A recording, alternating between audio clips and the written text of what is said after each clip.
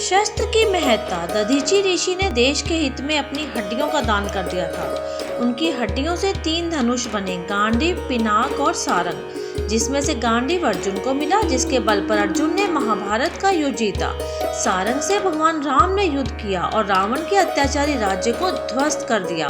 पिनाक भगवान शिव के पास था, जिसकी तपस्या के माध्यम से खुश रावण ने शिव जी से मांग लिया था, परंतु वह उसका भार लंबे समय तक नहीं उठा पाए और उस कारण बीच रास्ते में जनकपुरी में ही छोड़ दिया।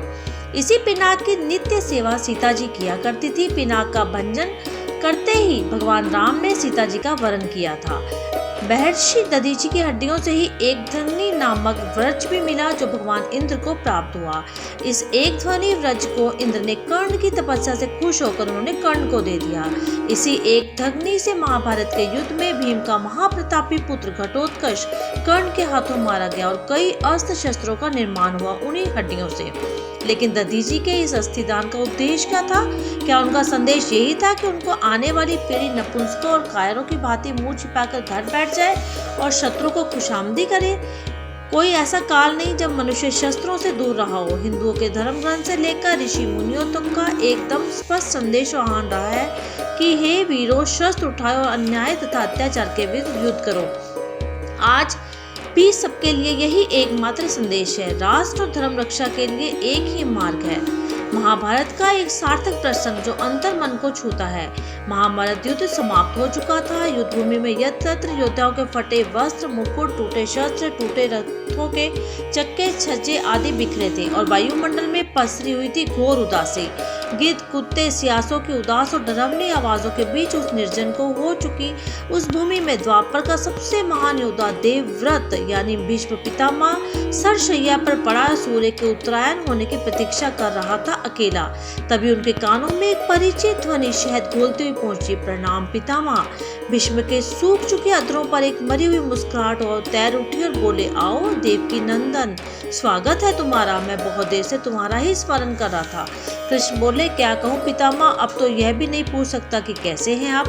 भीष्म चुप रहे। कुषण बोले, पुत्र युधिष्ठिर का राज्याभिषेक करा चुके केशव, उनका ध्यान रखना। परिवार के बुजुर्गों के रिक्त को हो चुके राज प्रसाद में उन्हें अब सबसे अधिक तुम्हारी ही आवश्यकता है। कृष्ण चुप रहे। भीष्म ने पुनः कहा, कुछ पूछो केशव, बड़े अच्छे समय से आए हो।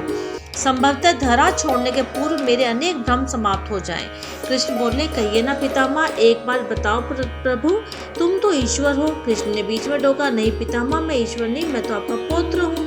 पितामह, ईश्वर नहीं हूँ। भीष्म उस घोर पीड़ा में उठे और हंसे।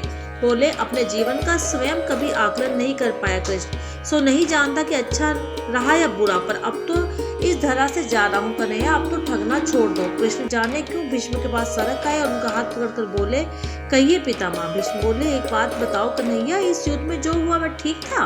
किसकी ओर से पितामह? पांडवों की ओर से। कौरवों के कृत्यों पर चर्चा का तो अब कोई अर्थ ही नहीं रहा, पर क्या पांडवों की ओर से जो हुआ वह सही था? आचार्य द्रोण का वध, दुर्योधन की जंघा के नीचे प्रहार, दुशासन की छाती का चीर जाना, जयद्रथ के साथ छल, निहत्थे कर्ण का वध, सब ठीक था? क्या यह सब उचित था? इसका उत्तर दे सकते हो पितामह? इसका उत्तर तो उन्हें देना चाहिए जिन्होंने यह किया। उत्तर दे दुर्योधन का वध करने वाला भीम, उत्तर दे कर्ण, जयद्रथ का वध करने वाला अर्जुन। मैं तो इस युद्ध में कहीं था ही नहीं पितामह। अभी तो छलना नहीं छोड़ोगे कृष्ण?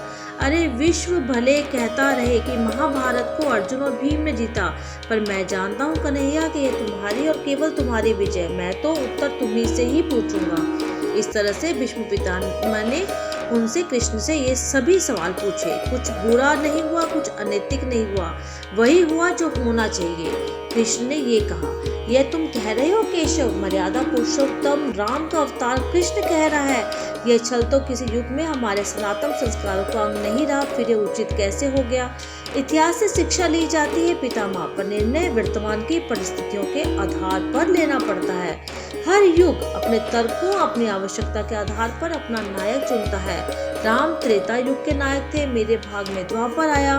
हम दोनों का निर्णय एक सा नहीं हो सकता पितामह। नहीं समझ पाया कृष्ण, तनिक समझाओ।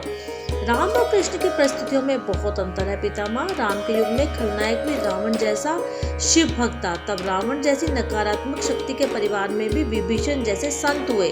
तब बाली जैसे खलनायक के परिवार में तारा जैसी विदुषी स्त्री और अंगद जैसे सज्जन पुरुष हुए। उस युग में खलनायक भी धर्म का ज्ञान रखता था, इसलिए राम उनके साथ कहीं छल नहीं किया। किंतु मेरे युग में कंस, जरासंध, दुर्योधन, दुशासन, शकुनी, जयद्रथ और घोर पापी आए। उनकी समाप्ति के लिए हर छल उचित है पितामह। पाप का अंत आवश्यक है पितामह, वह चाहे जिस विधि से भी हो। तो क्या तुम्हारे इस निर्णय से गलत परंपराएं नहीं आरंभ होंगी केशव? क्या भविष्य तुम्हारे छलों का अनुसरण नहीं करेगा, और यदि करेगा तो क्या यह उचित होगा? भविष्य तो इससे भी अधिक नकारात्मक आ रहा है पितामह। कलयुग में तो इतने भी काम नहीं चलेगा, वहाँ मनुष्य कृष्ण से अधिक कठोर होना होगा, नहीं तो धर्म समाप्त हो जाएगा। जब क्रूर और अनैतिक शक्तियाँ सत्य एवं धर्म का समूल नाश करने के लिए आक्रमण कर रही हो, तो नैतिकता अर्थहीन हो जाती है। तब महत्वपूर्ण होती है विजय, केवल विजय। भविष्य में ये सीखना ही होगा। क्या धर्म का नाश हो सकता है केशव? और यदि धर्म का नाश नहीं है तो क्या मनुष्य इसे रोक सकता है? सब कुछ ईश्वर के भरोसे छोड़कर बैठना मूर्खता होती है पितामह। ईश्वर स्वयं कुछ नहीं करता, केवल मार्गदर्शन करता है। सब मनुष्य को स्वयं करना पड़ता है। आप मुझे भी ईश्वर कहते हैं, तो बताइए पितामह, मैं स्वयं इस युद्ध में कुछ किया क्या? सब पांडवों को करना पड़ा, यही प्रकृति का संविधान है। युद्ध के प्रथम दिन यही तो कहा था मैंने अर्जुन से, यही परम सत्य है। भीष्म अब संतुष्ट लग रहे थे, उनकी आंखें धीरे धीरे बंद होने लगी। उन्होंने कहा, चलो कृष्ण, यह इस धरा पर अंतिम रात्रि है, कल संभवतः चले जाना है। अपने सौभाग्य भक्त पर कृपा करना कृष्ण। कृष्ण के मन में कुछ कहा और भीष्म को प्रणाम कर लौट गए। पर युद्ध भूमि के उस डरावने अंधकार में भविष्य को जीवन का सबसे बड़ा सूत्र मिला। जब अनैतिक और क्रूर शक्तियां सत्य और धर्म का विनाश करने के लिए आक्रमण कर रही हों, तो नैतिकता का पाठ आत्मघाती होता है।